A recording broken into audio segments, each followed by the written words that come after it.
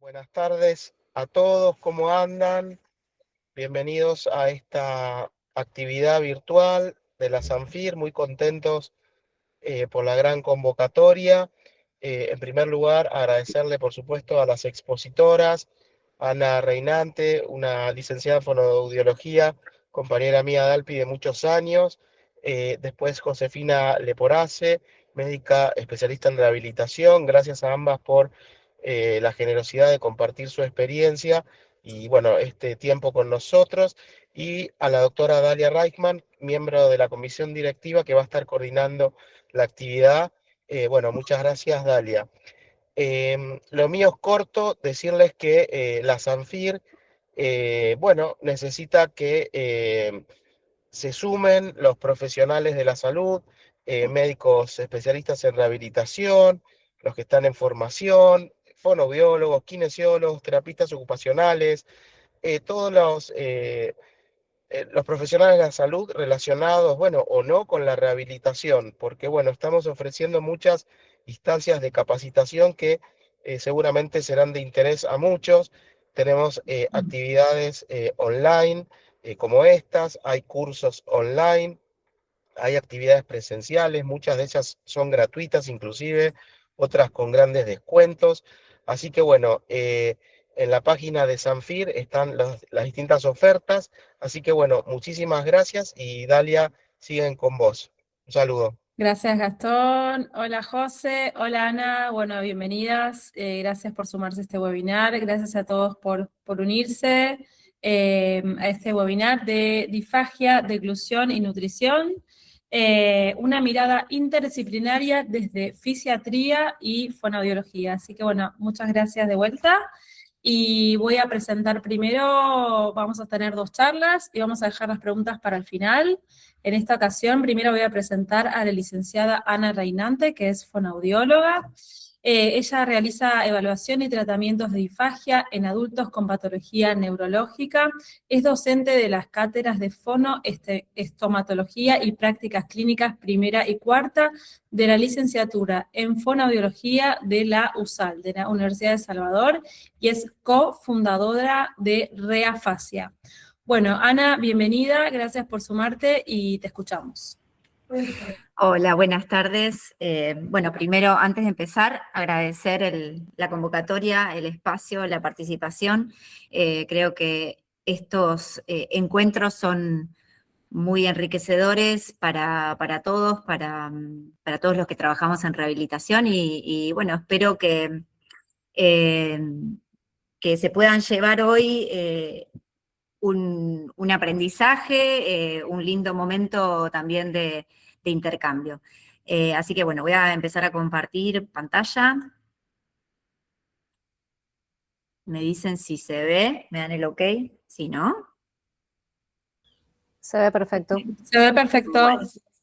Bien. Bueno, como decíamos, este encuentro vamos a hablar un poco de deglución, de disfagia, de nutrición, acá acompañada con la doc Josefina Leporace. Y yo cuando me convoca Gastón, pensé cómo puedo encarar esta charla, y lo primero que se me ocurre es una pregunta inicial que me hago, que para mí, ¿no? ¿Qué necesita saber el fisiatra sobre la deglución, sobre el trabajo de la fonoaudióloga para poder tomar mejores decisiones para la rehabilitación, para un tratamiento y para coordinar un equipo?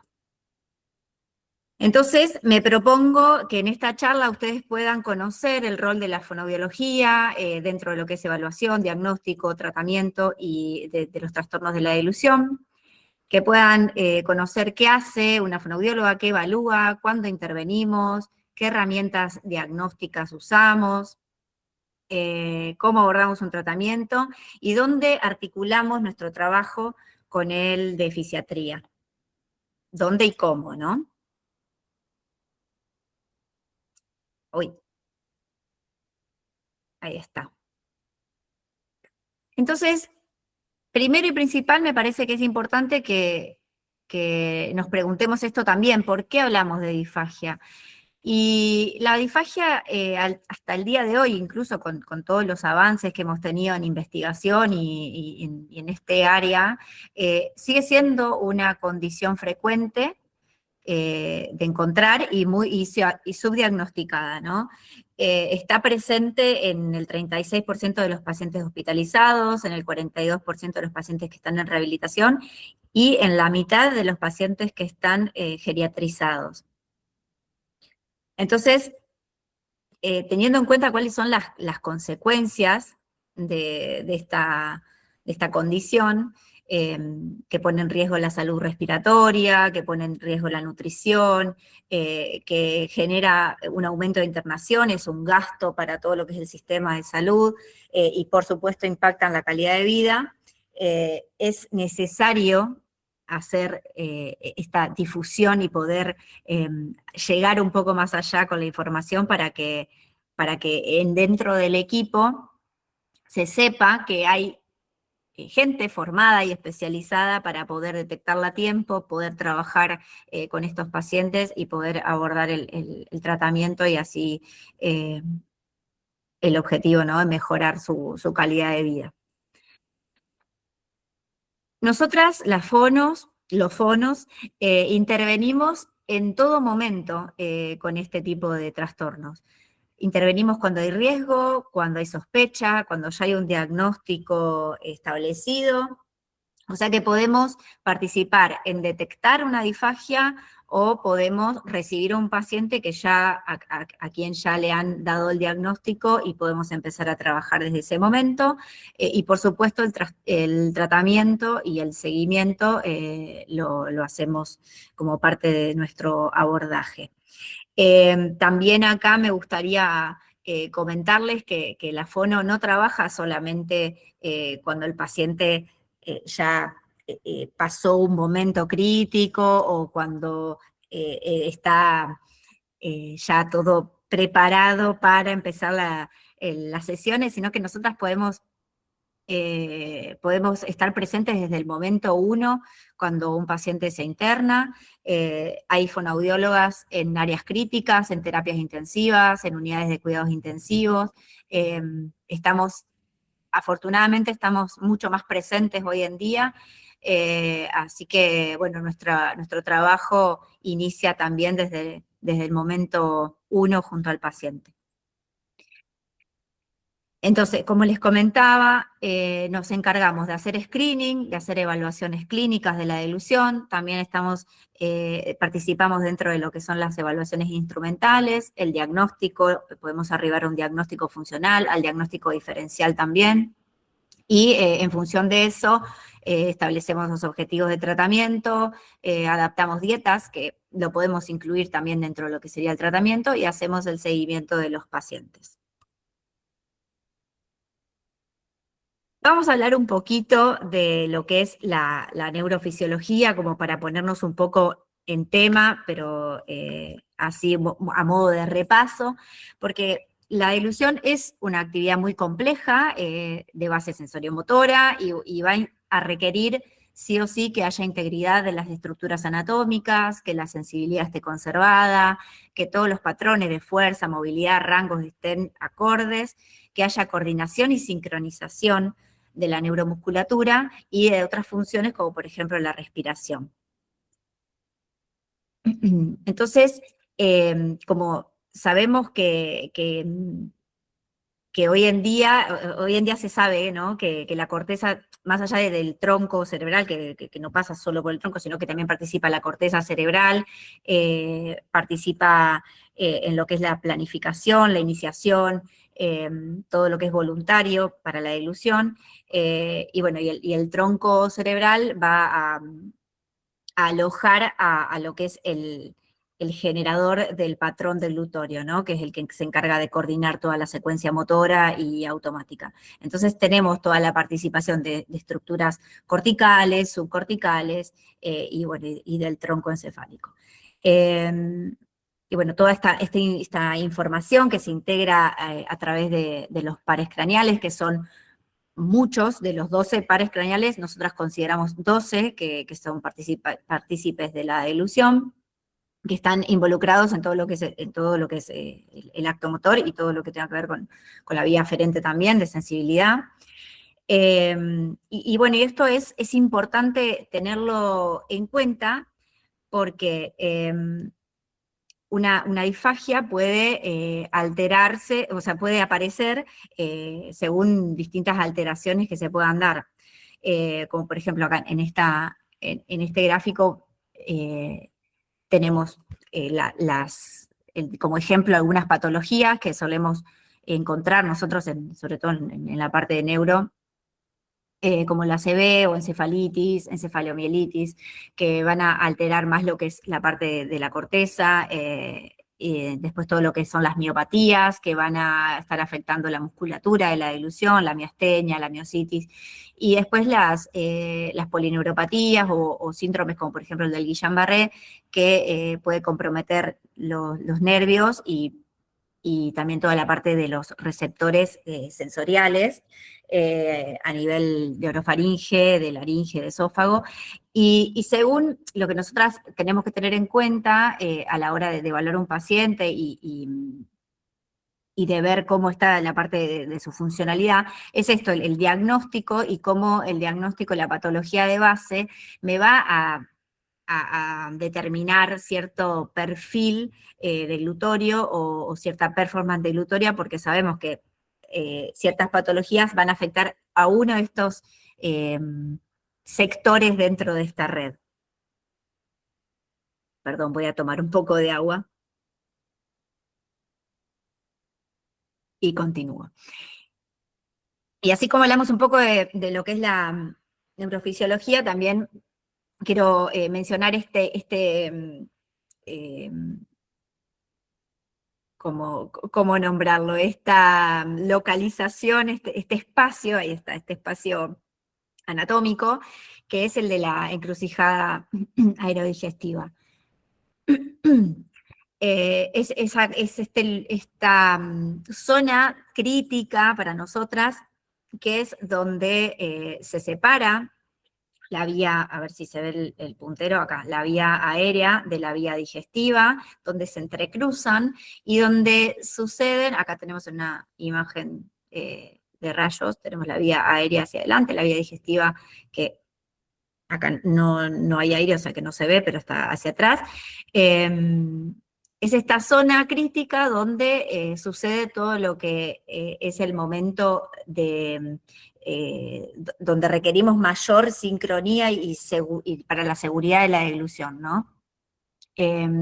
Nosotros sabemos que al momento de tragar, al momento del disparo de glutorio, se produce una apnea deglutoria, es el corte de la respiración, que no se produce por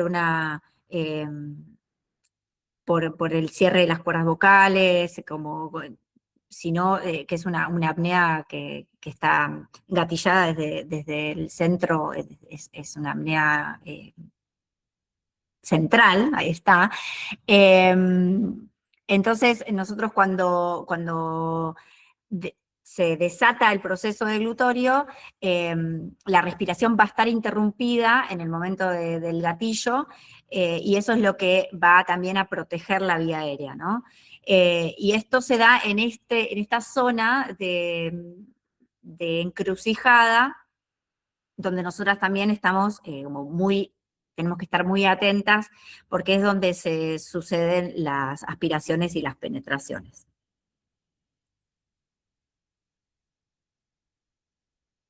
Y estas son nuestras palabras como las que más solemos usar en el día a día, eficacia, seguridad, calidad de vida, porque son las que describen a la deglución de una manera bien funcional, ¿no? Los objetivos de una deglución no son solamente mantenernos nutridos, hidratados y proteger la vía aérea, sino también esto de que sea una experiencia satisfactoria, de que nos pueda proporcionar espacios de participación social. Nosotros, en nuestra cultura por lo menos está muy asociado todo lo que es juntarnos a comer, tomar un mate, compartir algo, te pasan a visitar y llevan algo para comer, nos juntamos un asado. Entonces, el hecho de la deglución como función vital está más expandido, va un poquito más allá y hace a lo que es la calidad de vida por lo social también. Entonces nosotros hablamos de parámetros de eficacia, que es la que nos permite mantener un estado nutricional y de hidratación adecuados con un bajo costo energético dentro de lo que es el proceso deglutorio. Seguridad, que es es el parámetro que nos permite poder deglutir en una situación de protección de la vía aérea, tener todos los reflejos de protección activados, y por supuesto, bueno, esto de la calidad de vida, ¿no? Y como para ponernos también un poquito en tema, aunque también es algo que ya todos más o menos lo manejamos, repasamos un poco lo que son las etapas de la deglución. Nosotras contemplamos estas 5 etapas. Nombro acá la anticipatoria porque viene muy de la mano con esto de que de todo lo que tenga que ver con la experiencia, ¿no? La etapa anticipatoria es una etapa preoral, no implica, o sea, no, es cuando la comida todavía no entró a la boca, sino que tiene que ver con la presentación de un plato, los olores de la comida, la temperatura, el reconocimiento, el uso de utensilios, tiene que ver con todo lo que es cultural, con lo emocional, con lo cognitivo también. Por eso en muchas patologías también esta etapa puede verse alterada, como por ejemplo en una demencia tipo Alzheimer, cuando hay agnosia visual, cuando el paciente no logra reconocer cuáles son los alimentos, qué sabor tiene. Después hablamos de la etapa oral preparatoria, que es cuando el alimento ya ingresa a la boca, empieza a formarse el bolo alimenticio y se empieza a juntar con la saliva el alimento, y después pasa a ser propulsado en la etapa oral. Y la etapa faríngea, que es ya cuando atraviesa el istmo de las fauces y empieza a descender por la faringe, y es donde suceden los eventos de protección de vía aérea y transporte hacia la vía digestiva, pasando el esfínter esofágico superior, donde, bueno, empieza la etapa esofágica y última, que es la que transporta el alimento al estómago, ¿no? Muy resumido. Entonces, vamos a tener una disfagia cuando haya una alteración funcional que limite o que impida la ingesta de alimentos, ya sea sólidos o de líquidos, o también puede ser de las propias secreciones, las secreciones endógenas, y que hace que una dilución sea insegura, o que sea ineficaz, o que afecte la calidad de vida del paciente. Entonces vamos a tener que cualquier alteración postural, o si hay una alteración en lo que es control cefálico o control de tronco, el tono muscular, alteraciones de la sensibilidad, alteraciones de la conducta, desde lo cognitivo, alteraciones respiratorias o fatiga muscular, pueden impactar en mayor o menor medida en lo que son los parámetros de seguridad y eficacia. Si tenemos una falla en lo que es la seguridad, podemos verla representada por residuos de alimento que quedan dentro de la boca, escape de alimento por los labios, escape por la nariz.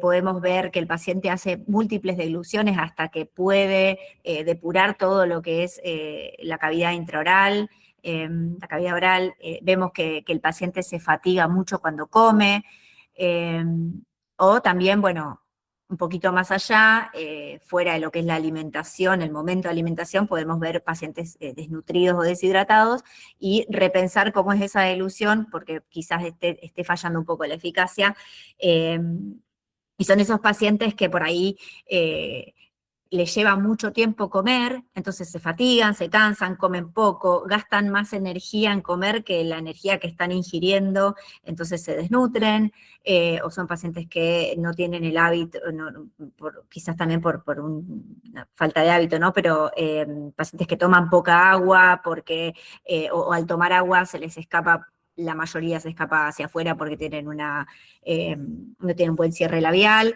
entonces todo ese aporte de líquido no está siendo completo. Y después, por otro lado, lo que es el parámetro de seguridad lo vamos a ver afectado cuando haya eventos penetrativos o eventos aspirativos. También se puede sospechar de que hay una falla en la seguridad cuando vemos que el paciente tose mucho o se ahoga, y a la larga ya una manifestación clínica sería que tenga alteraciones respiratorias, como por ejemplo una neumonía. Acá algunos puntos importantes que me gustaría aclarar con respecto a lo que es la aspiración, porque si bien, a ver, a mí me gusta decir que para nosotros la aspiración es como el cuco, ¿no? Es como es nuestro gran enemigo, pero no todo debe ser reducido a la aspiración. Primero y principal porque no toda disfagia produce aspiración. Si volvemos a la diapo anterior, podemos tener un paciente que se desnutra porque tiene una falla en la eficacia de la seguridad en la eficacia de la dilución, y es un tipo de disfagia que quizás no compromete la seguridad, pero sí está comprometiendo la eficacia y el paciente desmejora por ese tipo de trastorno de la dilución. Entonces, tenemos que evaluar ambos parámetros, ¿no? Lo que es eficacia y seguridad para poder discernir esto. No toda disfagia va a tener sí o sí signos o eventos de aspiración. No toda aspiración, cuando suceda, va a producir tos. Ustedes recuerden que la tos es un reflejo de protección de la vía aérea, que a veces, en algunos pacientes, ya sea por disminución de la sensibilidad o por su misma lesión neurológica o por una lesión estructural también,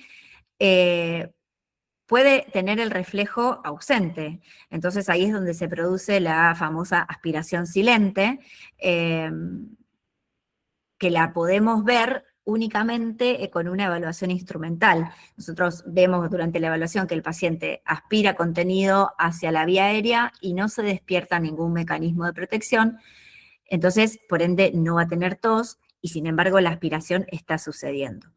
Por eso también la importancia de una evaluación instrumental.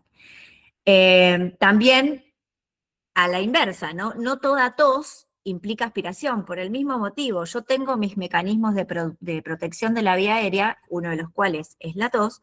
Si algún día me distraigo, me incordino, me río, quiero hablar, les puede haber pasado quizás a todos los presentes, no, es muy raro que a nadie le haya pasado nunca en su vida, empezar a toser cuando tragamos.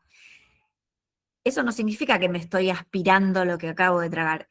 Al contrario, significa que quizás mi protección de la vía aérea es óptima y al querer ingresar algo a la vía aérea que no debería entrar, ahí es donde se desencadena el reflejo de la tos, y mi tos puede limpiar y despejar mi vía aérea. Por eso, no toda tos implica aspiración. Lógicamente, si lo ponemos dentro de un contexto de un paciente, bueno, es más probable que pueda llegar a suceder, pero bueno, nosotras igual, cuando un paciente tose y nos refiere el familiar o enfermería, nos dice que el paciente tose, siempre preguntamos, bueno, ¿cómo estaba posturado? ¿Estaba bien sentado? ¿Estaba acostado? ¿Qué estaba comiendo? ¿Estaba tomando agua? ¿Estaba comiendo algo? ¿Le estaba costando masticar? O sea, no solamente, o sea, no nos detenemos en que tose y no tose, sino que tenemos que indagar un poquito más ahí. Y otra cosa muy importante también es que no toda aspiración va a producir neumonía. La aspiración es una condición necesaria, pero no la única condición para que se produzca una neumonía. ¿Por qué? Porque tiene que ver el contenido de lo que se está aspirando, la cantidad que entró a vía aérea, el pH de eso que está ingresando, también el estado inmunológico del paciente que se aspira. Hay pacientes que tienen una resistencia pulmonar que es admirable, y aunque se sepa que puede estar haciendo microaspiraciones o aspiraciones, no desarrollan una neumonía a la larga porque tienen cómo sobrellevar esos eventos. Entonces también son como máximas que me parece muy importante compartirlas, porque si no tenemos una visión muy cerrada y muy chica de lo que es se aspira o no se aspira, y como vamos a ir viendo a medida que voy a ir pasando las diapos, si yo tengo una mirada tan corta y tan así, tan determinante, se aspira, no se aspira, puedo llegar a truncar un tratamiento solamente por guiarme por ese único parámetro. Entonces ahora vamos a ir viendo la importancia de esto acá. Vamos a hablar un poquito ahora de lo que son medio que los nombré, pero los signos y síntomas que se pueden presentar cuando un paciente tiene disfagia. Nosotros podemos estar atentos que durante la alimentación haya mucho carraspeo, mucha maniobra de intentar despejar. Es ese paciente que se lo nota como queriendo limpiar algo en la vía aérea, o tiene mucha tos que se desencadena al momento de la deglución o mientras está masticando, cambios en la voz después de tragar, que me puede indicar que hay un poco de contenido en la parte del vestíbulo laringio, que haya escapes de alimento por nariz, por boca, que el paciente haga muchas degluciones o muchos intentos de deglutir, o que le lleve mucho más tiempo de lo que corresponde comer o ingerir una porción de lo que sea. Eso sería como dentro del acto de alimentación que uno mientras el paciente come lo puede observar. Después, fuera de lo que sería la alimentación, son más signos clínicos, como por ejemplo un descenso de peso, obviamente involuntario, deshidratación, infecciones respiratorias a repetición, que haya focos de fiebre, fiebre sin focos claros, sin focos aparentes, que no tengan un porqué, y también que haya algún cambio llamativo y significativo en los hábitos alimentarios. Acá una mención aparte, por ejemplo, nosotros dentro si bien tenemos la disfagia, también hablamos de lo que es la presbifagia, que no es la patología en sí, o sea, no es algo patológico, pero sino que es, así como todas las funciones del cuerpo se van envejeciendo, la deglución también. Entonces, en los pacientes que empiezan a envejecer, más o menos 60, 70 años, según la bibliografía, no me maten, se empiezan a ver cambios espontáneos en la deglución, modificaciones, compensaciones chiquititas que no hacen o sea, no alteran la funcionalidad de la deglución, pero sí empiezan a formarse como conductas adaptativas a ese envejecimiento de la deglución. Eso puede estar hablando de una presbifagia, pero bueno, en el caso de una disfagia per se, serían cambios más drásticos, ¿sí? Algo que el paciente o la persona no tenía este hábito, y de pronto por una molestia, por un dolor, por esto, empezó a cambiar su manera de alimentación. Hablamos un poquito también de esto, acá hago una aclaración, hablamos un poquito también de lo que, de cuando hay un compromiso esofágico. Nosotras no abordamos la disfagia esofágica, eso tiene otro tipo de tratamiento, pero sí somos partícipes en lo que es el diagnóstico o el diagnóstico diferencial, o podemos sugerir alguna evaluación para poder despejar, ¿no? Si está ubicada en la parte esofágica. Puede ser que el paciente refiera que le queda pegada a la comida, que la siente, te lo dicen, la tengo atorada, trancada acá en la garganta, lo localizan incluso con la mano, que tengan mucho ardor, mucha sintomatología compatible con lo que sería un reflujo, regurgitación, dolor al tragar. Y bueno, y esto se puede dar dentro del contexto de una deglución que aparezca normal, tanto la fase oral como faríngea, y también puede ser que sea, es como una, es algo que no es muy claro, el comportamiento, varía mucho la sintomatología y no es algo muy claro que se pueda correlacionar más a una disfagia orofaringia, ¿sí? Entonces, cuando hay sospecha clínica, cuando se presentan todos estos factores de riesgo, cuando la patología de base puede llegar a cursar con una disfagia tarde o temprano, cuando un paciente cambia su alimentación, cuando tenemos dudas sobre la seguridad de esa deglución, y en pacientes con vía aérea artificial, sería oportuno derivar a fonoaudiología para hacerle una correcta y completa evaluación de la deglución. Y cuando sí o sí enviar a fonoaudiología,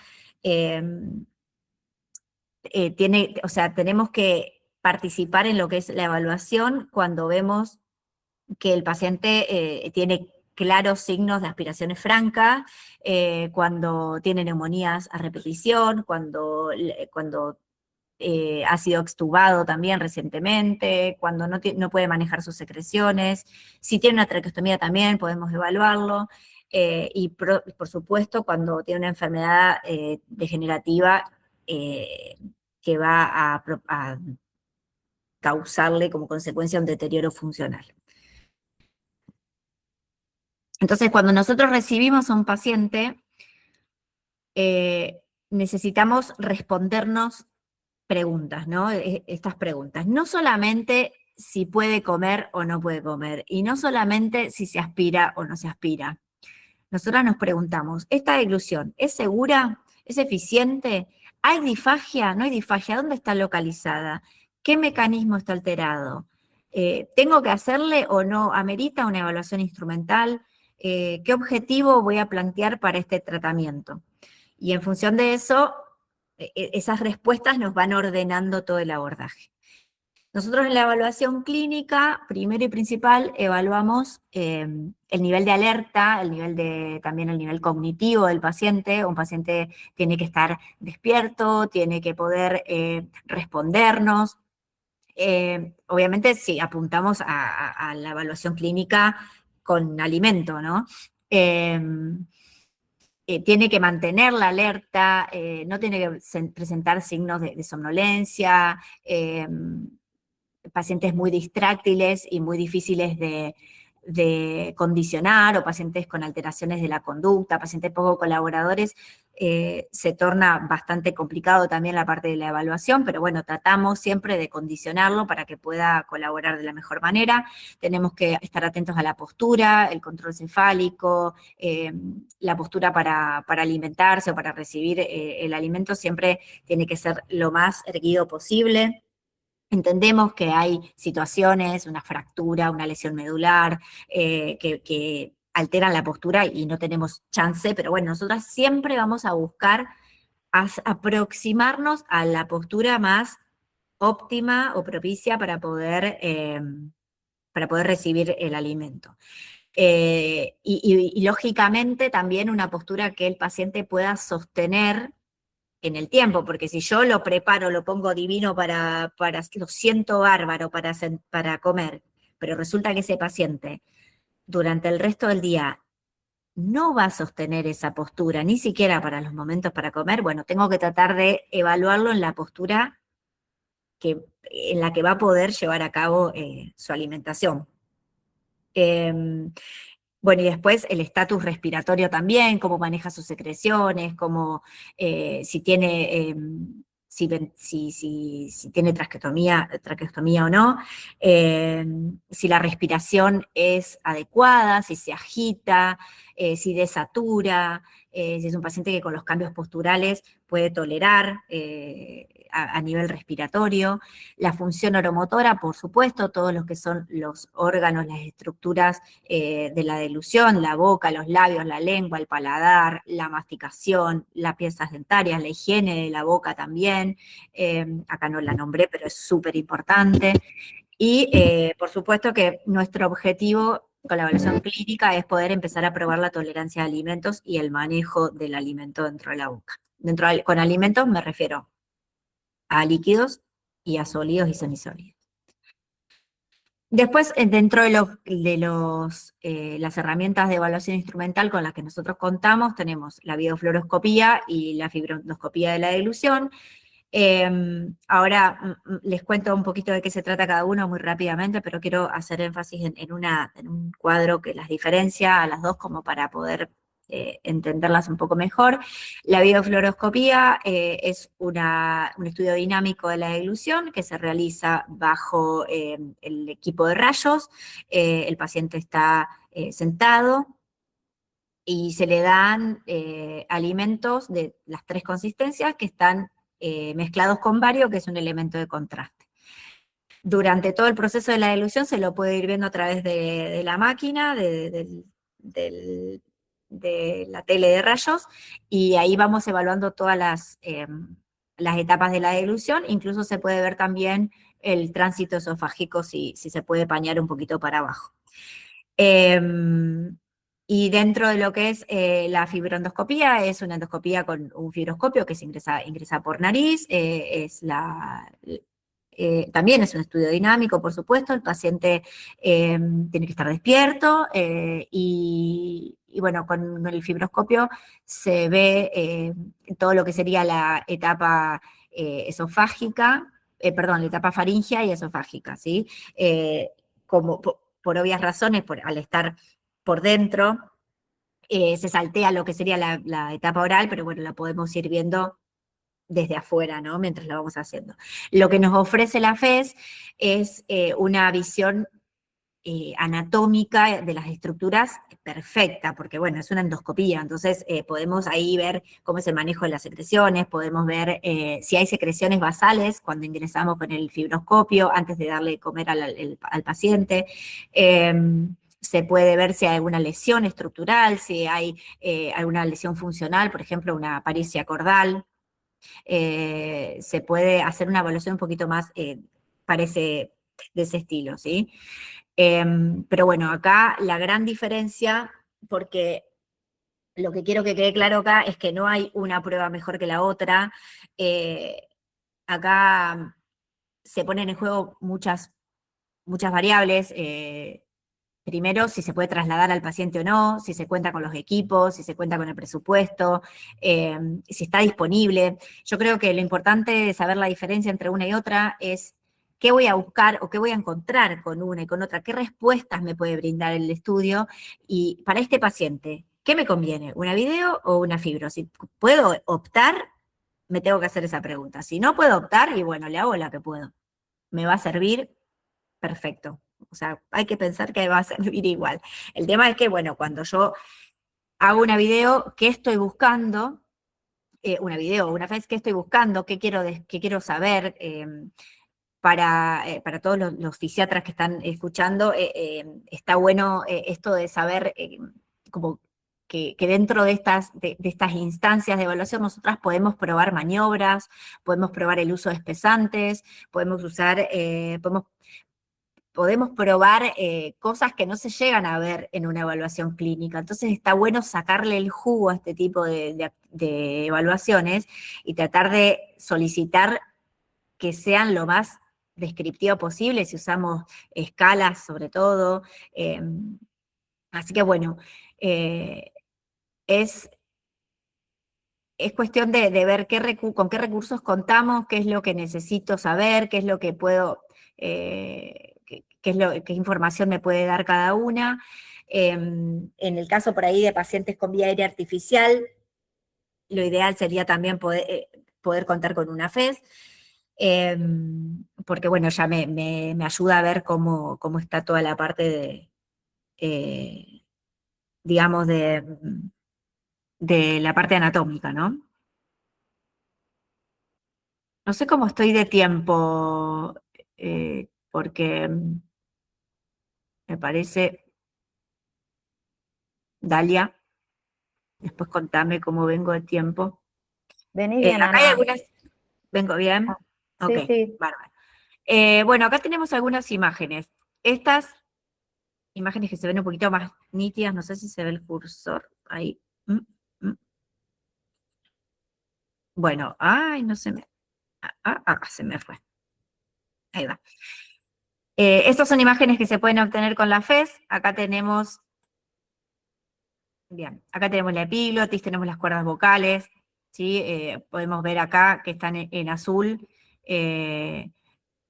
lo que se le dio, lo que se le administró al paciente. En este caso es una dilución normal, con un poquito de colección en valéculas. Acá ya hay un poco de penetración, el contenido está sobre las cuerdas vocales, y acá, no sé si se alcanza a ver, pero ingresó, en azul, ingresó a través de las cuerdas vocales, acá hubo un evento de aspiración, ¿sí?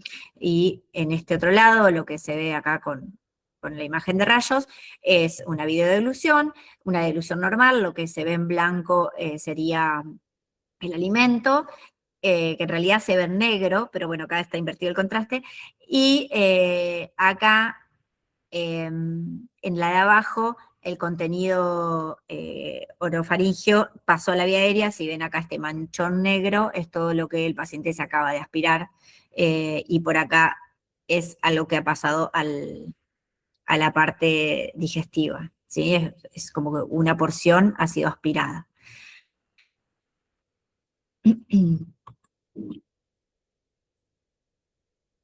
Entonces, bueno, más o menos ya también se los comenté. Nosotros con las evaluaciones instrumentales podemos ver cuánto tiempo le lleva al paciente desarrollar todo el proceso de la dilución, cómo es el control del bolo dentro de la boca, en qué momento exacto aparece el disparo del glutorio, si el ioides y la laringe ascienden completamente, si quedan residuos, si hay penetración, si hay aspiración, si hay respuesta tusígena, si la respuesta tusígena nos permite un clearance, o sea, si nos permite despejar la vía aérea, si hay secreciones, cómo es el tránsito esofágico, si hay disfunción del cricofaringio, si hay reflujo, si hay bolo retrógrado también. Y después, bueno, todo lo que es estructural, que sería con la FES, vemos si hay disfunción del velo del paladar, y bueno, también si hay otros hallazgos, ¿no? Puede haber alguna...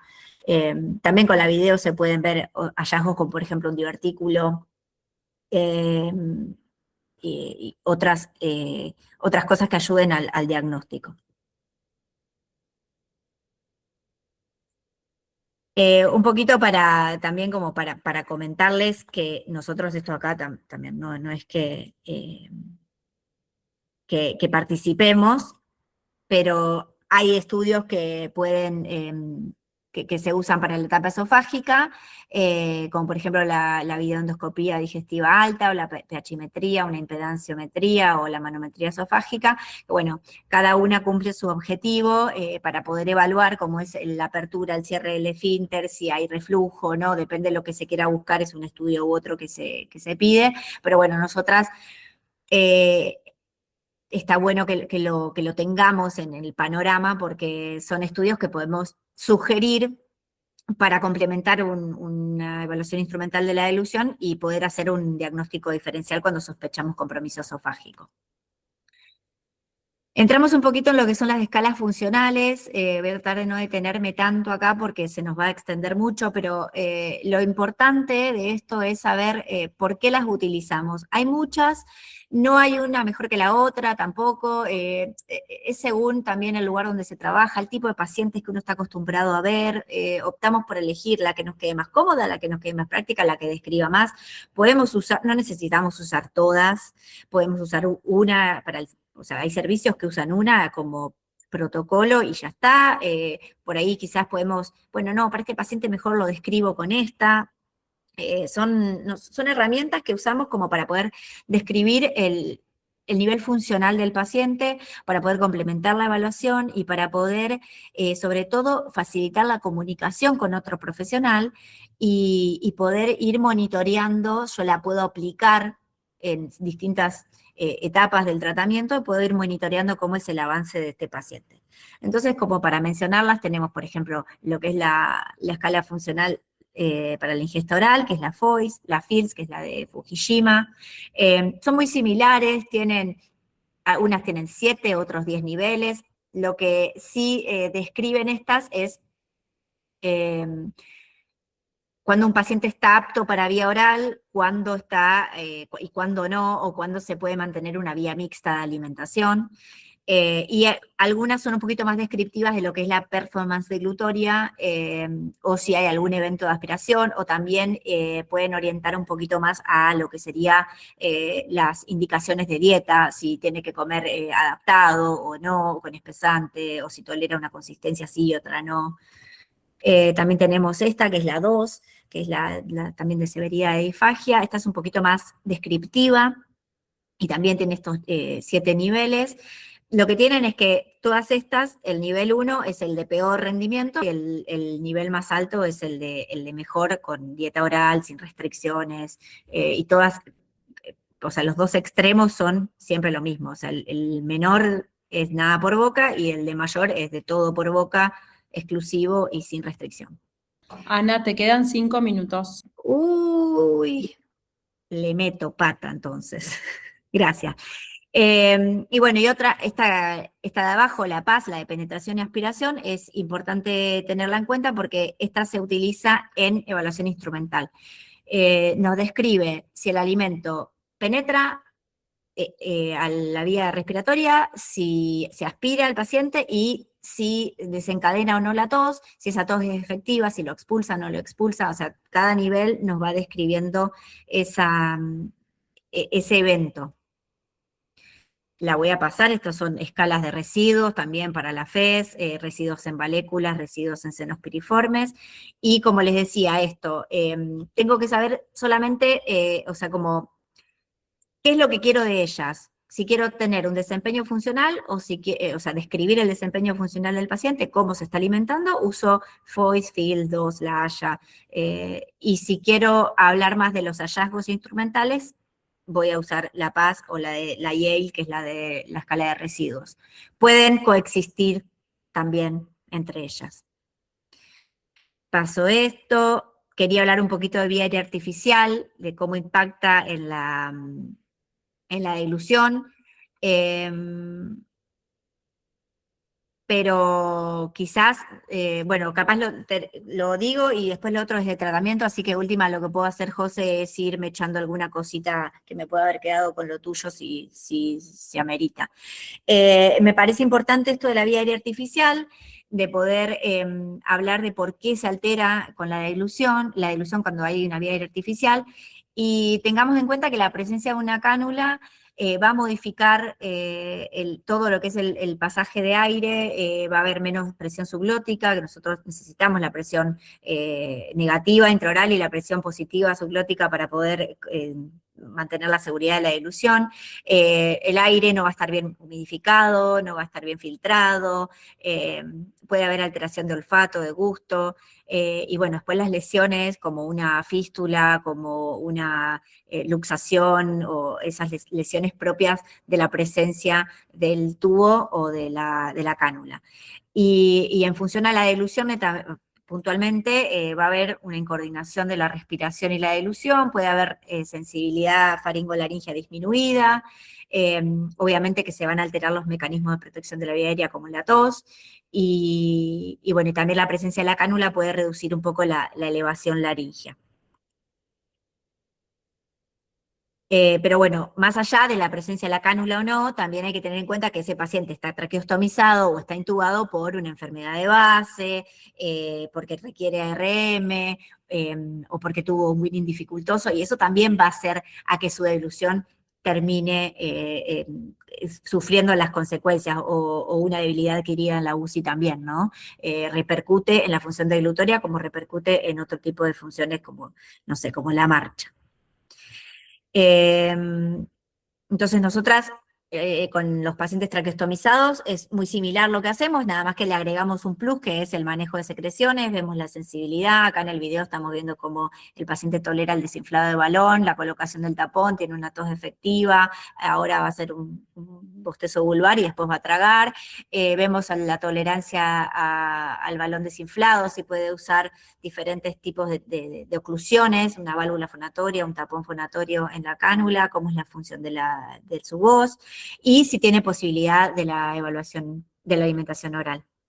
Usamos las mismas baterías de evaluación, también podemos usar el Blue Test, que es la prueba de tinción de saliva y tinción de alimento, el Blue Test modificado, que bueno, obviamente se usa solamente con pacientes con vía aérea artificial.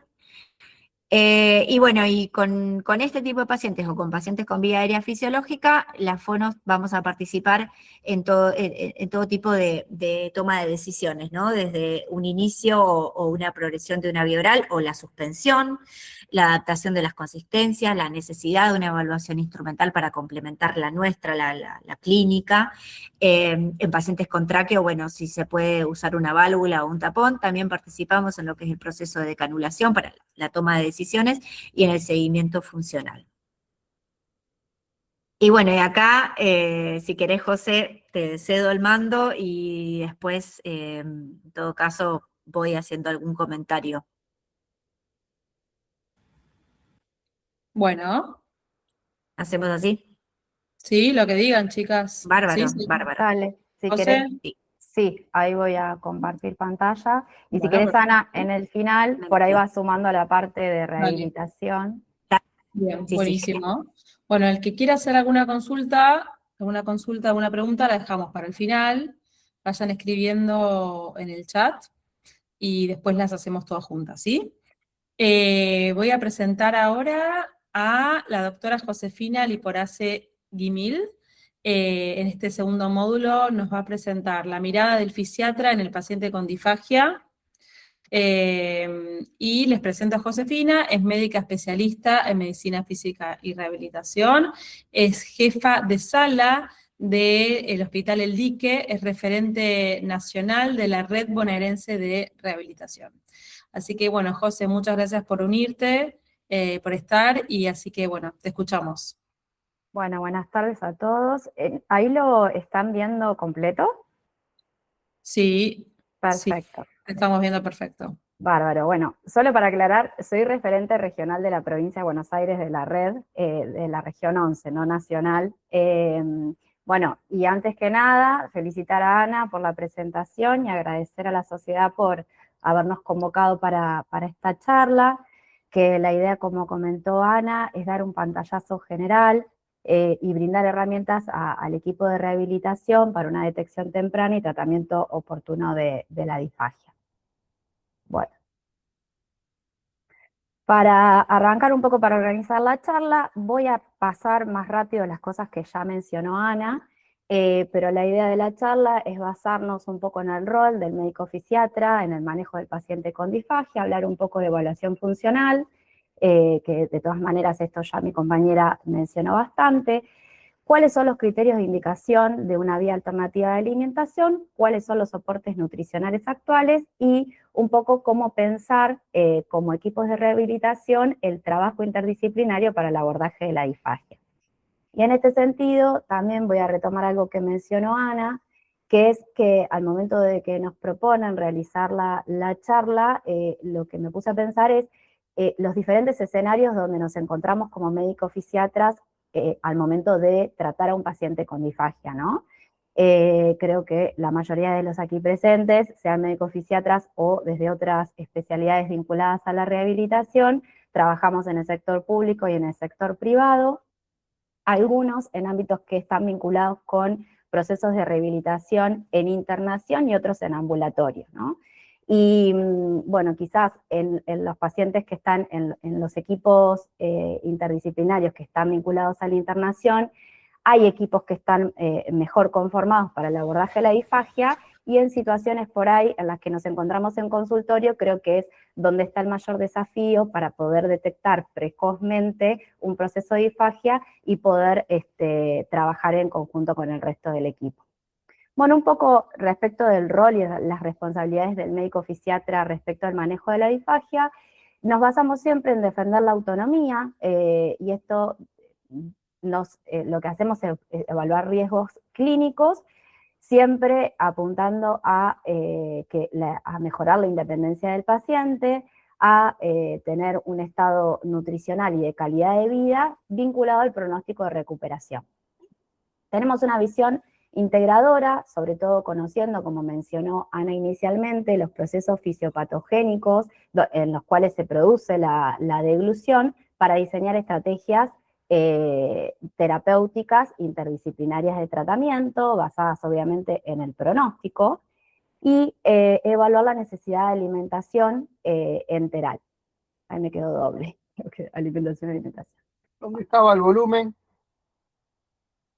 Bueno, respecto a un poco la epidemiología, saber que la prevalencia de la disfagia, puntualmente la disfagia neurogénica, que es la que estamos hablando, hay una persona que tiene el micrófono abierto, si por ahí lo puede silenciar, por favor. Sí, Sí, yo lo ahí le pido a silencié. Marisa, no se Gracias. preocupen.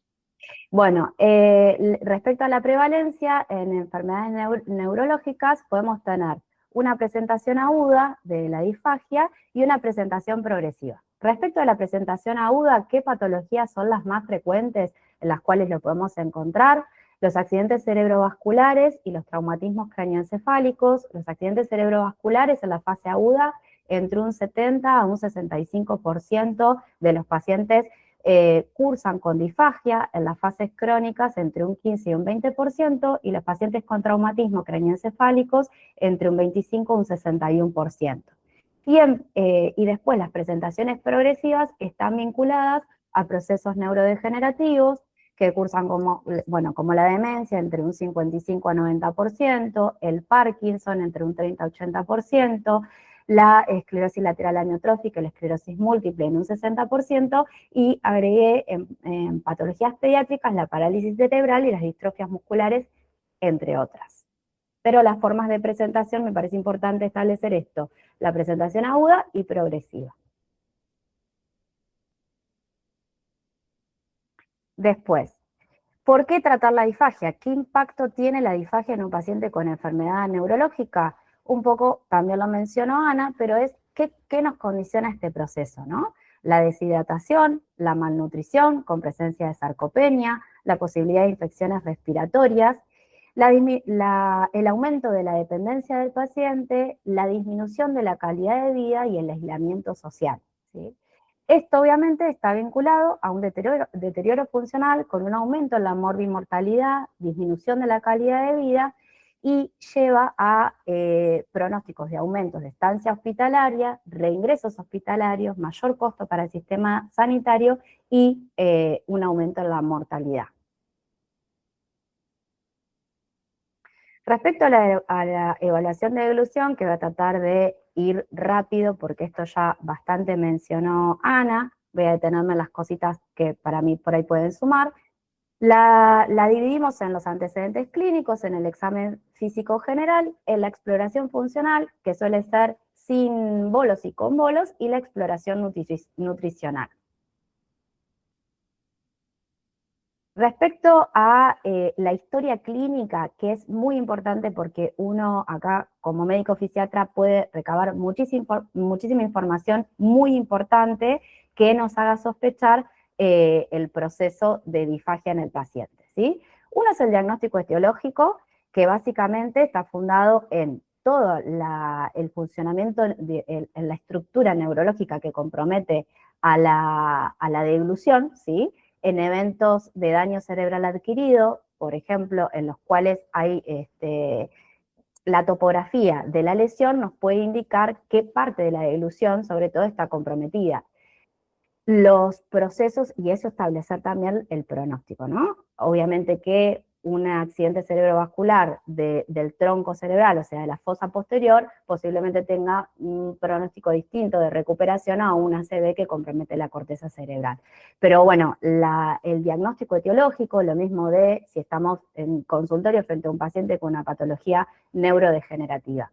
El estado general del paciente, el estado neurológico, que esto es importante, lo mencionó Ana, lo voy a volver a mencionar, que es el estado cognitivo del paciente, el estado conductual, el estado de alerta, la capacidad de poder responder a una orden simple para poder realizar la evaluación.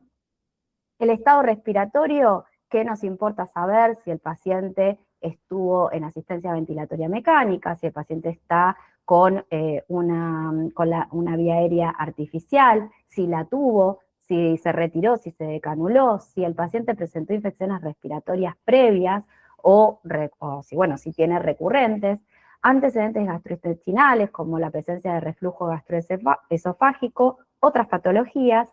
De medicación, importante saber, y sobre todo en pacientes con contexto de patologías neurológicas, medicaciones que puedan alterar el estado de alerta, como son los psicofármacos, las benzodiazepinas, los antipsicóticos, los antihistamínicos, y medicación que puede disminuir las secreciones como los anticolinérgicos. Después es importante tener presente historias de problemas deglutorios previos, importante saber los métodos de alimentación, la dieta, cuándo iniciaron los problemas, las variabilidades y compensaciones. Bueno, esto es un poco también lo que hablamos recién. Uno evalúa en el examen físico general el nivel de conciencia del paciente, fundamental para poder evaluar. La postura y el tono muscular, que también lo mencionó Ana, es importante que el paciente al momento de poder ser evaluado esté vigil, tenga la posibilidad de responder a una orden simple y esté bien posturado. ¿Qué significa esto? Que esté sentado con control, o sea, que pueda mantener un control cefálico a 90 grados o lo más posible. Y en este sentido, el médico fisiatra participa junto con el resto del equipo para poder posturar al paciente y para garantizar que la postura no solo, como dijo Ana, sea correcta al momento de la evaluación, de la deglución. También pensar que después de que el paciente se alimenta debe permanecer sentado y bien posturado mínimo media hora después de comer. Y el tono muscular, ¿no? Que también puede interferir, dependiendo del patrón, en los cambios de postura. Para esto, obviamente, como médicos fisiatras tenemos posibilidad de intervenir respecto del tono muscular con estrategias y hasta incluso con tratamiento localizado para mejorarlo. Bueno, el estado de la vía aérea, esto ver si es un paciente, lo que mencioné anteriormente, si es un paciente que tiene una vía aérea artificial o no, si estuvo traqueostomizado, si está decanulado recientemente, si fue una vía aérea que estuvo intervenida, si estuvo en asistencia ventilatoria mecánica. Y la evaluación nutricional, que esto obviamente se hace soporte con el equipo de nutrición. Y de la evaluación nutricional lo que voy a sumar es, no solo nos basamos, o sea, tenemos parámetros antropométricos, como pueden ser, o sea, el peso, el índice de masa corporal, sino también que tenemos parámetros bioquímicos, como son la concentración o la albúmina dentro del laboratorio, que nos mide o sea, nos da un pantallazo general de las proteínas, y el estado inmunitario, los linfocitos también. Esto también son parámetros que nos hablan de la nutrición. Respecto de la exploración de las estructuras, esto voy a ir bastante rápido porque ya lo mencionó Ana, importante ver la función la función mandibular, el control labial, el control lingual, la función de el paladar blando y los reflejos orales, la sensibilidad oral, y la función faríngea y laríngea.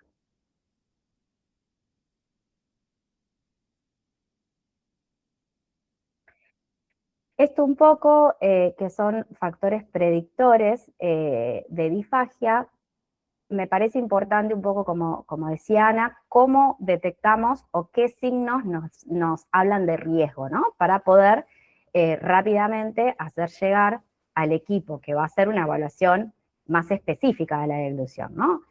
Y bueno, estos factores predictores, que son los factores de Daniels, que son factores clínicos, nos hablan de la disfonía como una alteración de la intensidad del tono de la voz, la disartria como una alteración en el trastorno de la articulación de la palabra, el reflejo de arcada anormal que puede estar ausente o débil, una tos que sea voluntaria pero anormal, que sea débil a la orden, una tos que pueda aparecer después de que el paciente deglute o en los minutos posteriores a deglutir, y los cambios en la calidad de la voz después de deglutir, ¿sí? Que puede aparecer como una voz húmeda. Lo que define los criterios de Daniel es que si hay presente 2 de esos 6, hay riesgo de aspiración, y si hay 4 de 6 en etapa aguda o crónica, bueno, nada, hablarían de un índice de mal pronóstico de recuperación. Pero lo importante es tener en cuenta estos parámetros para poder detectar precozmente, o por lo menos sospecharlo y poder derivar oportunamente. Después tenemos este cuestionario que también está bueno porque vincula, ¿no? Obviamente para esto el paciente debe colaborar o el familiar para poder dar una puntuación, poder definirlo. Evalúa no solo cómo es el tragar, el problema de tragar del paciente, sino también algunos aspectos de la calidad de vida del paciente. Básicamente son 10 preguntas que van del 0 al 4, y un score mayor a 15 nos habla de riesgo de disfagia también, ¿sí? Que es la 18 Assessment.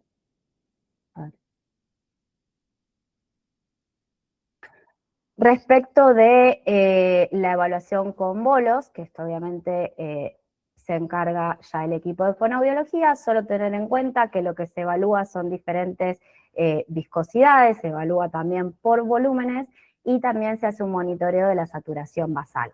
¿Cuáles son los parámetros que nos tienen que dar alerta? Son el residuo, que haya presencia de residuo oral, que el paciente haga fraccionamiento de los bolos, la elevación laringea, los cambios cualitativos de la voz, la tos, la salida de, si el paciente estuviese con una vía aérea artificial, de alimento a través de la cánula o por la nariz, signos de dificultad respiratoria, sensación de comida en el cuello, o disminución, caída de la saturación basal de un 3% de la basal, perdón. De escalas voy a pasar muy rápido porque ya las mencionó Ana. Tenemos la escala funcional Foyce, que como dijo Ana, va del 1 al 7. 1 no puede alimentarse por vía oral, 7 lo puede hacer, y en el medio todas las variables alternativas de alimentación mixta, que después lo vamos a hablar. Esta solo para mencionar que es puntualmente en pediatría y en pacientes con diagnóstico de parálisis cerebral, que es el EDAC. Se parece mucho, va del 1 al 5, pero bueno, es de pediatría, y la 2 que también la habló Ana. Bueno, criterios de indicación de vía alternativa para la alimentación. ¿Qué tenemos que tener en cuenta? Que esto también ya lo dijo Ana. La seguridad, la eficacia y el tiempo estimado de tratamiento, ¿sí? La seguridad, ¿existe riesgo de broncoaspiración del paciente? La eficacia, ¿cumple con los requerimientos y con los aportes nutricionales esperados? Pensemos que un paciente que está en un proceso de rehabilitación, por lo general, requiere, o sea, tiene un gasto energético mayor por el mismo proceso, ¿no? Hay un aumento de metabolismo basal. Y el tiempo estimado que va a requerir de tratamiento. Entonces, si consideramos que hay riesgo confirmado de broncoaspiración y que el aporte nutricional es menor al 75%, tenemos que ver qué tiempo de tratamiento es el que el paciente va a requerir esa vía de alimentación alternativa. Si esa vía, o sea, si el tratamiento es menor, es entre 4 a 6 semanas, la primera opción es la sonda nasogástrica, que es la primera opción cuando obviamente el tracto gastrointestinal funciona correctamente, es mínimamente invasiva y es reversible. Ahora vamos a hablar puntualmente de ella. Y si el tiempo estimado para la alimentación complementaria es mayor a 4 o 6 semanas, ya optaríamos por una gastrostomía endoscópica percutánea que mejora la comodidad del paciente, reduce los riesgos de lesiones nasofaringeas y facilita también los cuidados en el hogar.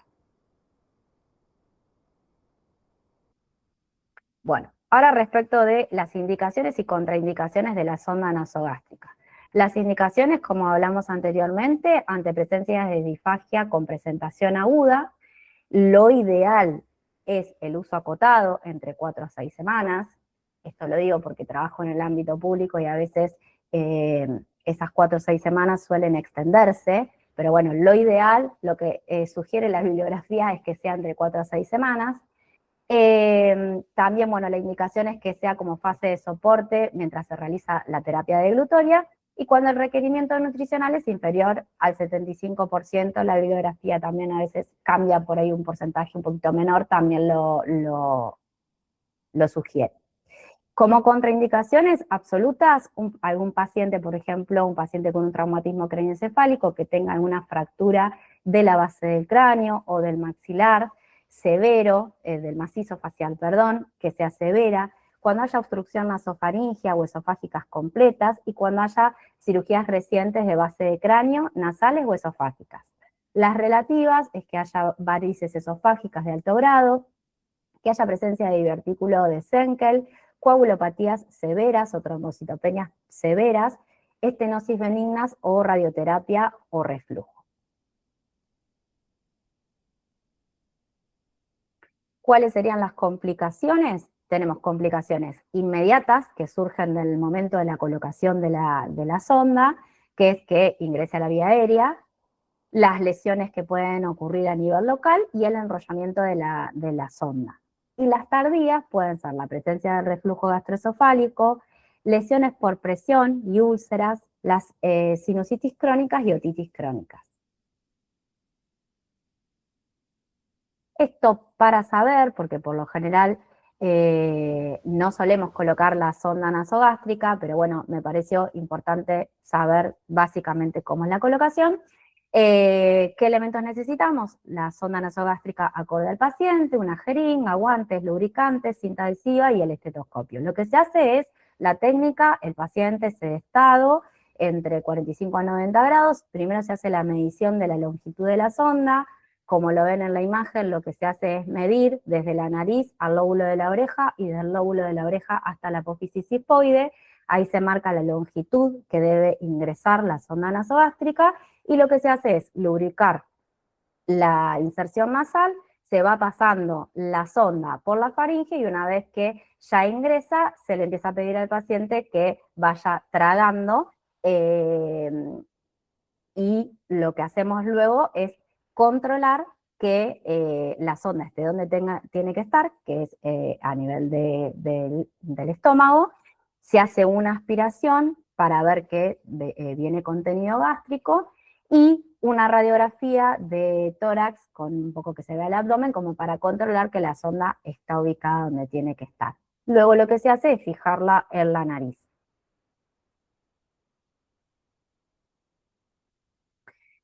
Las gastrostomías, lo mismo, indicaciones y contraindicaciones. De indicaciones, como hablamos anteriormente, disfagias en estado subagudo crónico mayor a 4 a 6 semanas, como fase de soporte mientras se realiza una terapia deglutoria, requerimientos nutricionales inferiores al 75% y obviamente en obstrucciones mecánicas proximales del tracto gastrointestinal.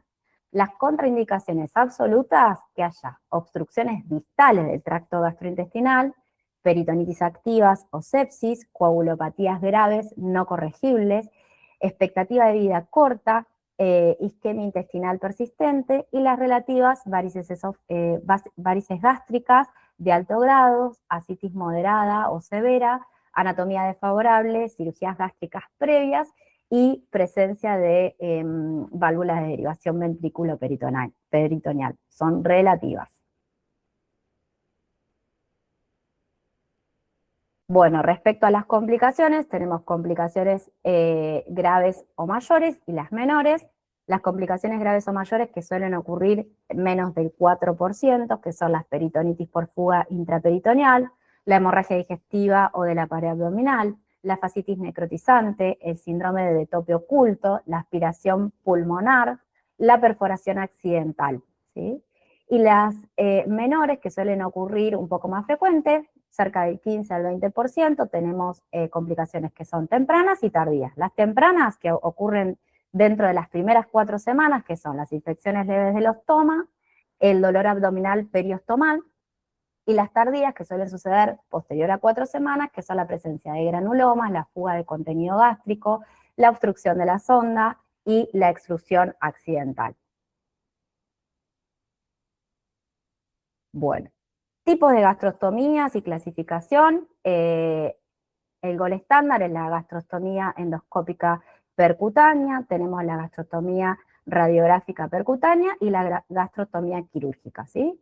La primera es la que más se utiliza, que es a través de mediante endoscopía digestiva alta, se localiza el estómago, se traslumina la pared abdominal y se introduce una aguja para colocar la sonda. La indicación, disfagias neurogénicas o pacientes oncológicos que conservan el esófago permeable para el paso del endoscopio. La gastrostomía radiográfica percutánea se realiza en una sala de radiología, se insufla el estómago con aire y a través de una sonda nasogástrica temporal, lo que se hace es mediante guía fluoroscópica con rayos X o ecografía se punza directamente la pared abdominal y el estómago. ¿En qué pacientes está indicado? En pacientes con tumores, que tengan estenosis severa y que impidan el paso del endoscopio, o pacientes con anatomía difícil para poder ingresar de forma endoscópica. Y la gastrostomía quirúrgica, que puede ser vía laparoscópica, que es la que más se utiliza, o vía por laparotomía abierta, la laparoscópica es mínimamente invasiva y referida dentro del ámbito quirúrgico, la preferida, dentro de las quirúrgicas. La abierta es mediante una incisión lineal subcostal izquierda, y las indicaciones son en cirugías gástricas previas, complejas, en pacientes con obesidad mórbida, cuando haya imposibilidad de lograr una transluminación u otras cirugías abdominales mayores. Después, ¿qué tipos y dispositivos tenemos de gastrostomía? Tenemos las sondas tubo larga, las sondas de bajo perfil, que es el botón, y en algunas ocasiones la sonda Foley. Estos son los dispositivos que podemos encontrar en la ostomía de la gastro.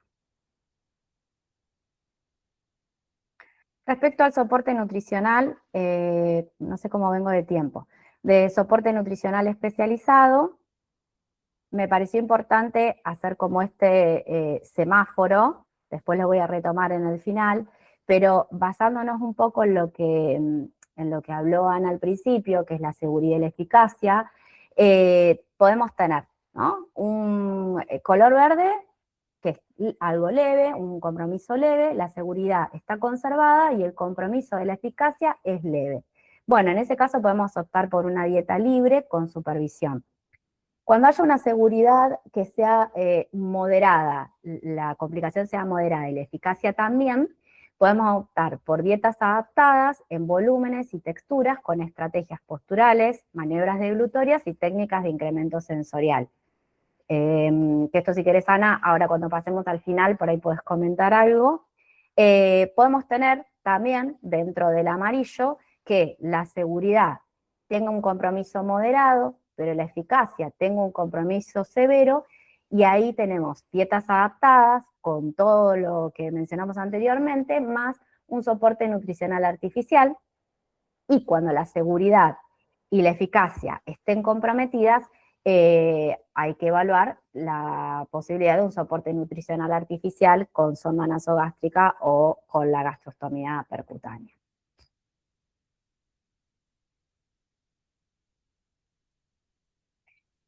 Respecto a los tipos de alimentación, tenemos las dietas adaptadas, que supongo ahora después vamos a charlar un poco con Ana. Hay una clasificación para poder adaptarlo según texturas y demás. Después tenemos los alimentos que están regulados por la ANMAT y por el Código Alimentario Argentino, que son los alimentos para propósito médico específico, que son los suplementos nutricionales orales y las fórmulas nutricionales enterales. Lo puse ahí como presentación farmacéutica. ¿Por qué los puse así? Porque también tenemos la posibilidad de generar fórmulas nutricionales enterales caseras. ¿Y por qué digo esto? Trabajo en el ámbito público y muchas veces la limitante de un egreso del paciente suele ser cuando la alimentación suele ser por una vía alternativa, enteral. El paciente no tiene obra social, es difícil acceder inicialmente o está en un proceso de poder acceder a la obra social y que la obra social cumpla con estos requisitos. Para que no sea una limitante de egreso, se capacita y se forma a los cuidadores y a la familia para poder administrar la alimentación y para poder formular y poder hacer esas formulaciones caseras, ¿sí? Ahora bien, si tuviésemos que evaluar las formulaciones nutricionales enterales, las presentaciones farmacéuticas versus de las caseras, claramente vamos a encontrar diferencias, ¿no? Las fórmulas farmacéuticas son precisas, o sea, yo sé por mililitros cuántas calorías tengo. Las caseras, el valor, la calidad nutricional es variable. Las farmacéuticas respecto de la seguridad son seguras porque son formulaciones estériles. En las caseras suele haber riesgo de contaminación. La densidad en las farmacéuticas son homogéneas, en las caseras suele ser variable. Y la accesibilidad, obviamente, las farmacéuticas suelen ser más costosas y las caseras en algunas ocasiones no, suele ser más accesible. Después, para conocer respecto de cómo suelen clasificarse estas formulaciones, en realidad los alimentos con propósito médico específico, se pueden clasificar de diferentes maneras, según el tipo de formulación, poliméricas, oligoméricas, especiales, según el porcentaje de proteínas, normoproteicas, hiperproteicas, según la densidad calórica, hipocalóricas, normocalóricas, hipercalóricas, según la osmolaridad y según el contenido y tipo de fibras. Después, respecto a cómo se administra las formulaciones, las fórmulas nutricionales enterales. Tenemos diferentes formas. Tenemos el flujo continuo, que básicamente es el paciente está con una bomba y la infusión es durante las 24 horas por goteo. ¿Qué ventajas tiene? Hay menor complicaciones. ¿Qué desventajas? El paciente está limitado, o sea, disminuye su movilidad y su autonomía porque obviamente está conectado permanentemente a la bomba. Hay posibilidad también de que sea un flujo intermitente, o sea, se establecen tomas diarias por determinado periodo de tiempo con volúmenes determinados. Es similar al bolo, pero solo dependes de la bomba, básicamente. Y lo que hace es mejorar el vaciamiento gástrico, promueve la movilidad del paciente y la autonomía. Y después, por último, tenemos los bolos, que básicamente lo que se hace es dividir la totalidad del alimento que se prepara para administrarlos con determinada frecuencia durante el día. Esto como ventaja es que hay un descanso entre comidas, mejora el vaciamiento gástrico, promueve la movilidad del paciente y la autonomía. Obviamente, la desventaja es que requiere un entrenamiento para la persona que administra el bolo para poder administrarlo y evitar complicaciones. Cuando también esto, importante, en un proceso de externación de un paciente que está con alimentación enteral, si el paciente tiene posibilidades de pasar a la administración en bolo, siempre se tiende a tratar de, si estuvo con flujo continuo o intermitente, pasarlo a bolos para que sea más fácil el manejo en el domicilio. Además de que obviamente les va a generar mayor autonomía. Y respecto a protocolos de trabajo conjunto, ay, tenía miedo que no salga. Bueno, estoy muy atravesada por porque ganamos. El éxito terapéutico obviamente depende del trabajo en equipo. Y cuando digo en equipo, digo, si bien hay actores que están involucrados inmediatamente en el proceso de la rehabilitación de la disfagia, todos los que estamos aquí presentes del equipo de rehabilitación participamos de alguna u otra manera en este proceso, ¿sí? Obviamente el médico fisiatra, ni hablar fonoaudiología, el equipo de nutrición, el equipo de kinesiología, enfermería, terapia ocupacional, otras especialidades médicas, psicología, la red de apoyo del paciente y el equipo de cocina, si está en una institución, o bueno, la familia para poder entrenar. Y esto un poco para organizarnos respecto del abordaje terapéutico, me parece súper importante como establecer etapas, ¿no? Una es el diagnóstico, que nos va a definir el pronóstico. La clasificación funcional, a través de la evaluación funcional, que nos va a definir un poco la severidad. Establecer objetivos terapéuticos, el plan terapéutico, y el monitoreo, que obviamente vuelve hacia la clasificación funcional, porque esto debería ser permanentemente. Y puse ahí algo que no es menor, que es la palabra comunicación, ¿no? Porque como equipos interdisciplinarios de trabajo, me parece que lo más importante y lo que tenemos que fomentar es cómo nos comunicamos entre nosotros para establecer objetivos y para que cada actor del equipo pueda formar parte en el proceso que corresponde. Respecto al diagnóstico etiológico, que básicamente nos vamos a basar en, bueno, ¿cuál es la fisiopatogenia que está llevando a que ocurra la disfagia, ¿no? ¿Dónde está la topografía de la lesión? ¿Es una disfagia que ocurre de forma aguda o es una disfagia progresiva? Eso nos va a determinar el pronóstico terapéutico, que en muchos casos el tratamiento es un tratamiento compensatorio, digamos, apunta a acompañar ese proceso, por ejemplo, una patología neurodegenerativa.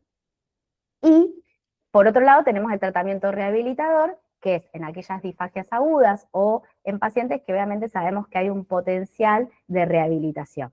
Siempre basándonos en los parámetros que hablamos siempre: la eficacia, la seguridad, la calidad de vida y la independencia del paciente. Esto voy a pasar muy rápido, que es, bueno, cómo establecemos la clasificación funcional, básicamente con la evaluación clínica, ¿sí? La historia clínica, el examen físico, el examen motor oral, las pruebas de ingesta, y asociamos a eso las pruebas instrumentales, si es necesario, la videodeglución, la FES, en algunos casos, como lo había mencionado Ana, si fuese necesario, la manometría esofágica, o podrían ser, ante otras sospechas, algún otro estudio diagnóstico, como puede ser una tomografía, una resonancia y demás.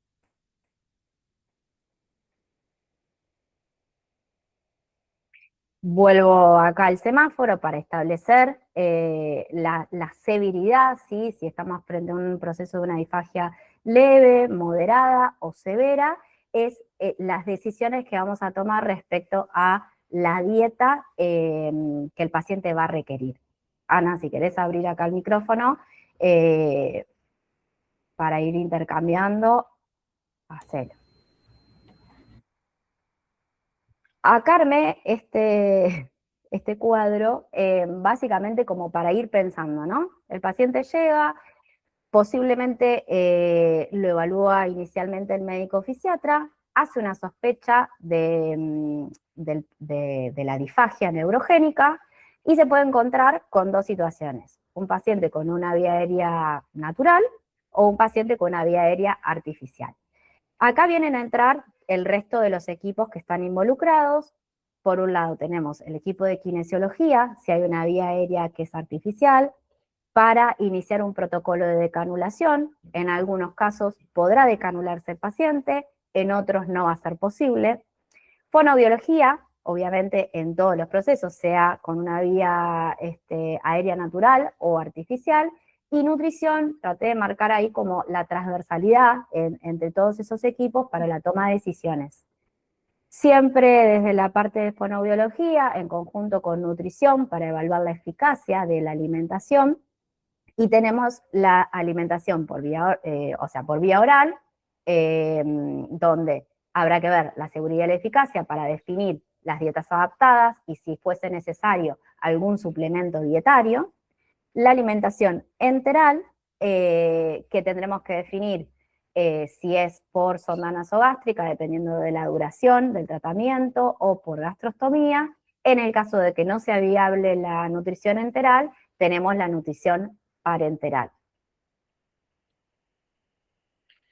José, yo lo que puedo acá agregar es que cuando nosotras decidimos una modificación de una dieta, la dieta adaptada, ¿no? De inconsistencias, tenemos que ver qué viscosidad queremos conseguir del alimento, cómo va a ser el tamaño, la textura de la comida que le vamos a indicar al paciente, o sea, nos tenemos que preguntar qué viscosidad es la más segura, con cuál se siente mejor, cuál la maneja mejor, qué tamaño, en qué contexto voy a realizar esas modificaciones, durante cuánto tiempo, si esto va a ser permanente o no, cuál es mi objetivo, qué es lo que quiero garantizar, si la eficacia, la seguridad, y qué otra alternativa también tengo, ¿no? Y sobre todo también esto de poder evaluarlo dentro de una evaluación instrumental que nos da esta información, por ejemplo, para el uso de espesantes, que a veces uno en la práctica, en la clínica, o algunos, no solamente los fonos, sino que otras personas del equipo a veces pueden llegar a sugerir la incorporación del espesante, y sin embargo, si bien tiene beneficio, como bueno, ¿no? Que es bien usado, disminuye los episodios de penetración y aspiración, pero también tiene otras limitaciones, como por ejemplo la baja adherencia, el paciente a veces no lo acepta tanto, recae en una menor ingesta hídrica, el paciente se puede deshidratar, y no a todos los pacientes los beneficia por igual, por eso también es tan importante esto de poder probarlos en una evaluación instrumental. Porque el líquido espesado está espesado a través de un espesante comercial que tiene un producto químico, y en el caso de que ese paciente no lo pueda manejar bien y se lo esté aspirando, está generando mayor riesgo todavía a la salud respiratoria. Perdón, chicas, nos quedan 5 minutos antes de las preguntas. José, cuando vos iniciás protocolo de canulación, que ahí está en gris, ¿sí? Hasta que decanulás al paciente, ahí entiendo que Fono empieza también a dar alguna consistencia. Ana, ¿qué tenés porque acá no veo como que ponen protocolo de canulación y como que... No, pero está desde arriba, o sea, un paciente con una vía aérea artificial, el Sí. abordaje es entre ambos equipos. Sí. No sé Sí. si Ana querés sumar. Ana, ¿querés aclarar algo ahí? Porque muchas veces en este proceso de canulación entiendo que empiezan con algún tipo de alimentación. ¿Qué cuidados Sí, en tenés realidad, o qué querés aclarar? nosotros por eso aclaraba al principio de mi charla la parte de la encrucijada aerodigestiva, ¿no? Porque Claro. si bien están totalmente relacionadas, pero un paciente puede ser decanulable, pero no tener una vía oral permitida, por ejemplo. Entonces, nosotros, en realidad, lo que nos termina definiendo, por lo menos desde nuestro criterio, nuestro punto de vista, que el paciente pueda ser decanulable, es que maneje sus secreciones. Después, vemos si puede comer o no alimento, hacemos la parte de evaluación de la dilución. Pero, o sea, participamos en ese sentido en el proceso de decanulación cuando hacemos toda la parte del abordaje en conjunto con kinesiología respiratoria para la descomplejización de la vía aérea. Pero Perfecto. hay un punto en el que Sí. podemos separar la parte deglutoria de alimentos de la parte de respi y deglutoria de Totalmente. secreciones. Totalmente. De acuerdo. Una cosa que me olvidé decir, que bueno, nada, dentro de las intervenciones que pueda hacer el equipo de rehabilitación de fisiatría, en los pacientes con trastornos deglutorios donde hay mucha presencia de cialorrea, una de las intervenciones podría ser la aplicación de toxina botulínica, lo iba a decir anteriormente, como una estrategia, eh, podría sugerirse. Buenísimo. Buenísimo. Bueno, esto lo voy a pasar bastante rápido porque ya lo mencionamos. Y bueno, como conclusión y reflexión, el objetivo general en realidad es, más allá de que podamos llevarnos algún conocimiento respecto del manejo de la deglución, de la disfagia, con el abordaje interdisciplinario del equipo, es el compromiso de seguir tejiendo red entre los equipos de rehabilitación, porque obviamente que el éxito de nuestro trabajo no se va a medir por lo que pueda lograr de una forma individual, sino que se mide en la calidad de vida que logramos devolverle a los pacientes con los que trabajamos. Así que muchas gracias, ahí les dejo mi mail. Tengo la bibliografía, si a alguien le interesa, después se la puedo compartir, así ya pasamos a la presentación del caso. Bueno, José, muchas gracias. José, Ana, la verdad, clarísimo y bien complementado entre ustedes dos. Así que yo les agradezco un montón por estar, por participar. No sé si nos quedan 15 minutos. No sé si quieren presentar algún caso o a ver si alguien quiere hacer alguna pregunta. Y si no, empiezo yo con la pregunta, que seguro que les hacen en todas las charlas. Bueno, acá agradecen felicitaciones por las charlas. La verdad que yo también la felicito. Aparte, es un tema, digamos, donde me imagino que les pasa a todos. Cuando les inflamos el balón, cuando se encuentran kine respi con fono y tomar decisiones. Hay cosas que no están escritas en rehabilitación, ¿no? Bueno, acá hay una primera pregunta que es, en pacientes pediátricos con sospechas de disfagia, ¿qué estudio consideran de primera elección? ¿El FES o la videofluoroscopía? ¿La edad del paciente influye en la indicación o existen otras variables clínicas más determinantes? Gracias, desde Ecuador. Qué interesante pregunta. A ver, en mi experiencia yo trabajo solo con adultos, pero en mis prácticas dentro de la formación de la carrera le hacíamos videodeglución a bebés lactantes.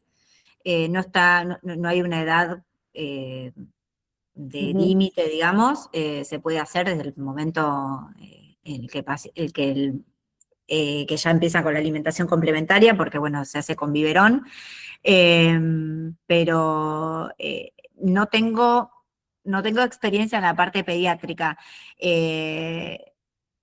Lo he hecho en video de deglución y arroja excelentes resultados. No sé el tema porque el fibroscopio tiene, o sea, por ahí El un poco, tamaño. me imagino, ¿no? Para condicionar al paciente, porque la videodeglución con los pediátricos, por lo menos en el hospital donde yo estaba, que se lo hacíamos a bebitos, entraban con la madre y la madre le administraba los alimentos que se los preparaba la fono. Me imagino que el procedimiento de la FES que es mínimamente invasivo, pero requiere que uno colabore para pasar el fibroscopio por la nariz, que por ahí puede ser un poco molesto, quizás condicione a la colaboración de un paciente pediátrico, pero lo pienso como opinión, solo opinión, no Sí. tengo... De mi experiencia en pediatría, de elección la video deglución como estudio complementario instrumental. Un poco coincido con todo lo que dice Ana, la especie es más invasiva, requiere de mayor colaboración. Lo que sí me parece importante que es pensarlo en patologías pediátricas, sobre todo que no son de instalación aguda, la disfagia, sospecharla, ¿no? Un paciente con un diagnóstico de parálisis cerebral, y bueno, en todas las consultas preguntar cómo viene alimentándose, si descendió de peso, si tuvo infecciones respiratorias, como estar alerta a preguntarlo, porque quizás se nos pasa por alto y es algo que está empezando a aparecer, y nuestro rol y nuestra responsabilidad es poder detectarlo a tiempo, ¿no? Lo mismo con otras patologías como la distrofia muscular, etcétera. Bien. Chicas, yo les consulto en su experiencia. Vamos a hablar, por ejemplo, un paciente que tiene una traqueostomía que no tolera válvula fonatoria, no tolera válvula fonatoria. Ustedes como equipo, respecto a la deglución, ¿autorizan o no autorizan a tener una colación por día? ¿Cómo lo manejan?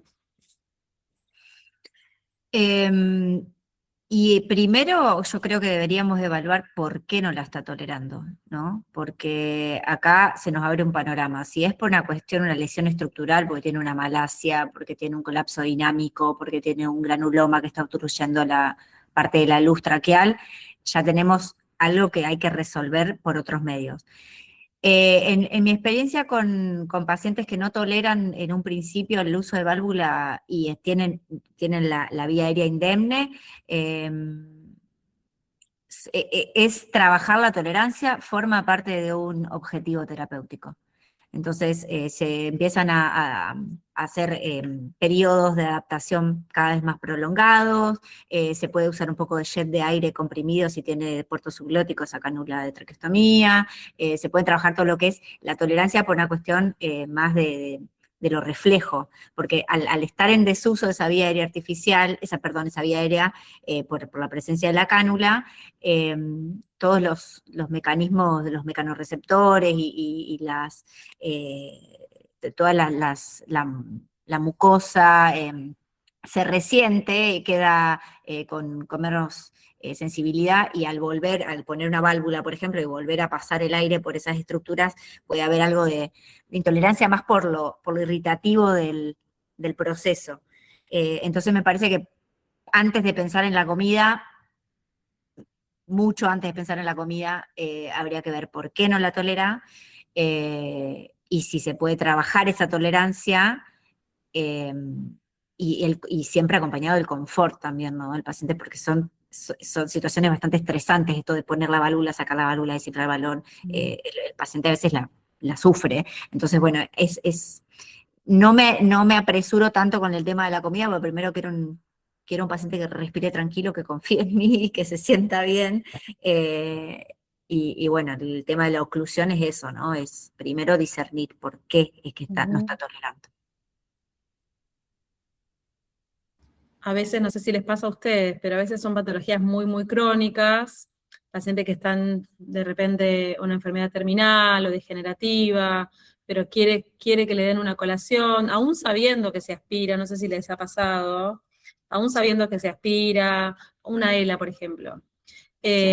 Aún sabiendo que se aspira, aún sabiendo que tiene mal manejo de secreciones y quiere comer una colación, no sé si les pasó, les hacen firmar un consentimiento, ¿cómo lo manejan ustedes como equipo? José, Sí, ¿tenés algo para...?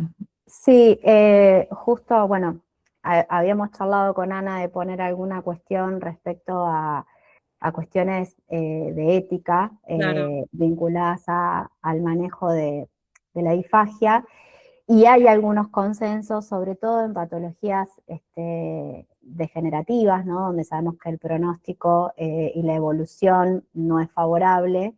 Y las sugerencias, si bien, digamos, uno tiene que respetar el derecho a autonomía del paciente, que por ley el paciente puede decidir sobre sus intervenciones, obviamente resguardando nunca hacer un daño mayor a la salud del paciente.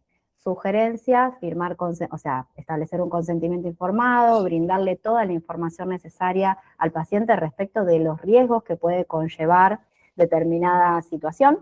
En los lugares que uno pueda contar con un comité de bioética para poder hacer una presentación, para asesorarse, para acompañar al paciente y a la familia, recursos sumamente necesarios.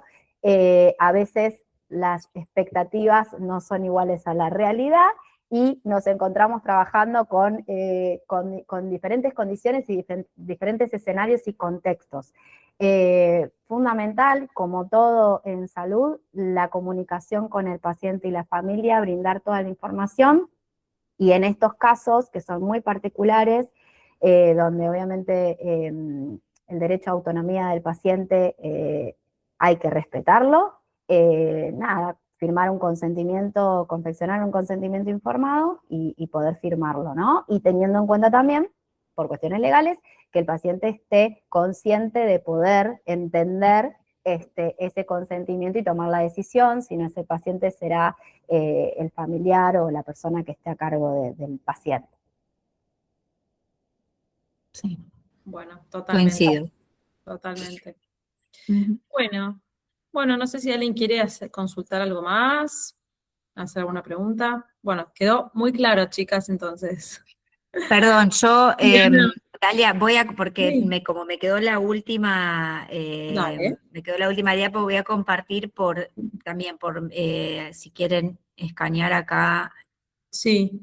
el QR para, paso el chivo, para Buenísimo. Sí, ya. de Obvio. Rapfacia, que bueno, ahí estamos compartiendo información, hacemos asesorías, tutorías y eso también para colegas. Perfecto.